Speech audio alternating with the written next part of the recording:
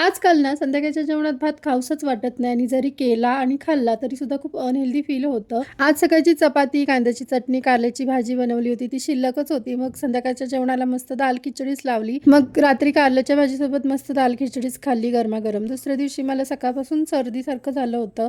त्यात मी केस पण धुतले होते. मग दुपारचं जेवण स्किप केलं आणि हळदीवालं दूध घेतलं. त्याच्यामध्ये हळद, दालचिनी, लवंग, काळी मिरी टाकून खडी साखर टाकली आणि मस्त हळदीवालं दूध प्यायले आणि दुपारी एक झोप काढली. आणि संध्याकाळच्या वेळेस मात्र मी ठरवलं की आज किचनमध्ये भाताला काही एंट्री द्यायची नाही. म्हणून पालक आणला होता तो स्वच्छ धुवून कट करून घेतला. त्याच्यामध्ये भरपूर असा लसूण, शेंगदाणे टाकले आणि ते मस्त शिजल्यानंतर त्याला छान अशी फोडणी दिली आणि 1 चमचा बेसन टाकलं.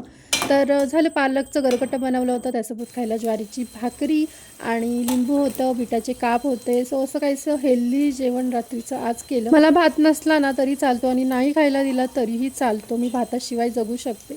चला बाय बाय.